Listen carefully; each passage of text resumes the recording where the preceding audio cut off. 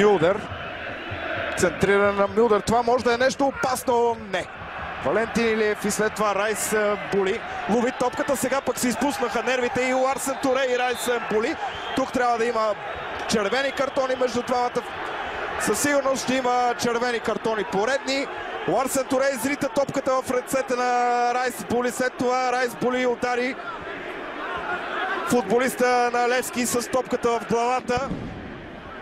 Сега ще видите повторението на ситуацията. Тук всичко изглежда спокойно. Райс Були лови. След това вижте реакцията на Туре.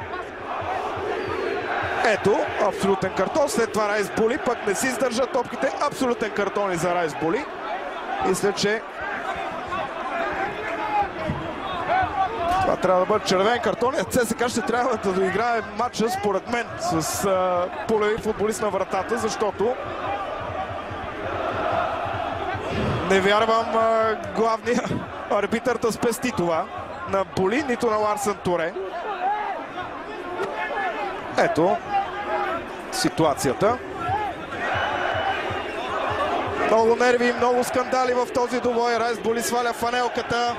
Апостол Попов, който вече веднъж е пазил срещу Левски, но като футболист на Ботев Пловдив сега ще трябва да пази на вратата на ЦСКА. Видяхме, че Райс Були е изгонен от игра. Не знам дали има обаче картон за Ларсен Туре.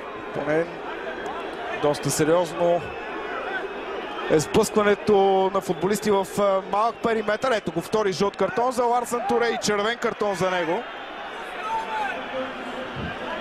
ЦСКА и Левски ще завършат този двубой с по 9 души, а пък червените ще бъдат и без вратар. Разбира се, Апостол Попов ще бъде на вратата на ЦСКА, но без титулярен вратар. Изтече 5-минутното продължение. Добавено на този матч много скандали в тази среща и на трибуните, и на терена. Ще има работа и за дисциплинарната комисия, ще има работа и за съдийската комисия. Отдавна не бяхме виждали, можем да кажем, такова кърваво дерби между Левски и ЦСКА.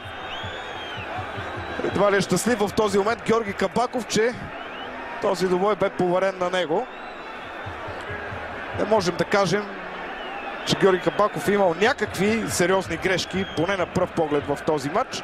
Червените картони на Галчев и на Станислав Ангелов бяха абсолютно правилни. Тук мисля, че червените картони на Ларсен Туре и Райс Були също